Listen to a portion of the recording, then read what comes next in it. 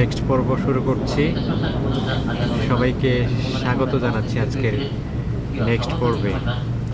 Train থেকে গ্রাম দর্শন Japan, সেই জাপানের গ্রাম দর্শন ট্রেন থেকে। আজকের এই পর্বে সবাইকে অসংখ্য ধন্যবাদ জানাচ্ছি, সেই সাথে শেষ পর্যন্ত দেখার আমন্ত্রণ জানাচ্ছি। চারদিকে জাপানের পরিবেশ নিয়ে আপনাদের সাথে অনেকবার কথা বলেছি, যেটা আসলে বর্ণনা করে শেষ হবে না। কাজে এখন আপনারাই দেখবেন, আপনারাই মন্তব্য করবেন, আপনারাই কথা বলবেন, আপনারাই লিখবেন। কমেন্ট বক্স একদম ভর্তি করে ফেলবেন লিখে। এই যে জাপানের পর্বগুলো যে দেখছেন, জাপান দেখতে কেমন, জাপানের বাড়ি ঘর কেমন, পরিবেশ প্রকৃতি পরিস্থিতি কেমন, অবশ্যই আপনারা কমেন্টে লিখবেন। আমার দায়িত্ব আপনাদেরকে এই ভিজুয়ালাইজেশনের মাধ্যমে আপনাদের কাছে পৌঁছে দেওয়া জাপানের গ্রাম, প্রকৃতি, পরিবেশ, হালচাল। সো আপনারা দেখতে থাকুন, শেষ পর্যন্ত দেখতে থাকুন। আমি ক্যামেরাটা অন করে রাখলাম। আপনারা ভিডিওটি দেখার পর কমেন্টে আপনাদের যার যার জায়গা থেকে মতামত জানাবেন। যারা প্রকৃতি প্রেমী তাদের জন্য অন্যতম একটা জায়গা হচ্ছে জাপান। জাপানের পুরোটাই হচ্ছে পাহাড়ি এলাকা বলা চলে, তবে এই নাগানোটা এটা একদম পুরোটাই পাহাড়। এই পাহাড়ের মাঝখানে কিছু কিছু ফাঁকা জায়গাগুলোতে বাড়ি আছে, আবার পাহাড়ের উপরেও বাড়ি আছে।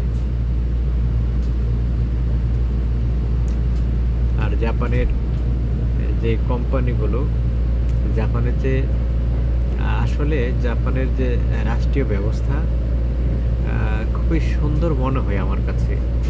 কারণ হচ্ছে জাপান পুরোটাই একদম বিকেন্দ্রীকরণ করে ফেলেছে। আপনি দেখবেন জাপানের গ্রামের ভিতরেও বিরাট বড় বড় কোম্পানি। এতে সুবিধা কি দেখেন, যেমন শহরের উপর চাপ কমে গেছে, শহরমুখী যে মানুষ হয় সেটা থেকে অনেকটাই কিন্তু শহর কিন্তু বেঁচে গেছে। আর যদি এই বিকেন্দ্রীকরণ না হতো, বড় বড় কোম্পানিগুলো এই গ্রাম এলাকাগুলোতে সিরিয়াস ছড়িয়ে না পড়তো, তাহলে মানুষের চাপ থাকতো শহর কেন্দ্রিক, ফলে হিমশিম খাওয়া লাগতো, জনজীবন বিপর্যস্ত হতো, পরিবেশের ভারসাম্য নষ্ট হতো। আর এখন পুরো জাপান ছড়িয়ে ছিটিয়ে আছে, বিদেশি থেকে শুরু করে জাপানিজরা। আপনি জাপানে এমন কোনো জায়গা দেখবেন না সেখানে বিদেশিরা নেই, এমন কোনো জায়গা দেখবেন না যে কোম্পানি নেই। অর্থাৎ কোনো নির্দিষ্ট জায়গার উপর সেরকম চাপ নেই। যদিও টোকিও হচ্ছে বিশাল জনবহুল একটা শহর, এটা থাকবেই। প্রত্যেকটা দেশের রাজধানীতে জনগণের বসবাস বেশি থাকে। আর তারপরেও জাপান যদি এই কি বলে বিকেন্দ্রীকরণ না হতো, তাহলে কিন্তু টোকিওটা আমি জানি না সেটা কিভাবে তারা সামাল দিত। তো আমার মনে হয় পারতো না। এই কারণেই জাপানের পুরো জাপানি আপনার যেমন পরিবেশ পরিস্থিতি, থাকার অবস্থা সব কিছুই সুন্দর, ঠিক তেমনই মানুষের মধ্যে তেমনটা গ্রামের প্রতি না থাকার যে একটা টেন্ডেন্সি থাকে, যে না শহরে থাকবো, এই জাপানে কিন্তু সেটা হয় না।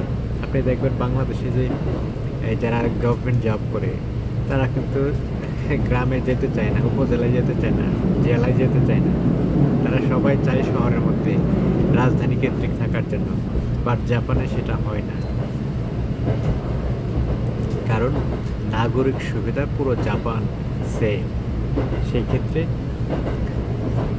আপনারা চাইলে জাপানে স্বচক্ষে এসে দেখে যেতে পারেন। সবাইকে আমন্ত্রণ জানাচ্ছি জাপানে আসার জন্য।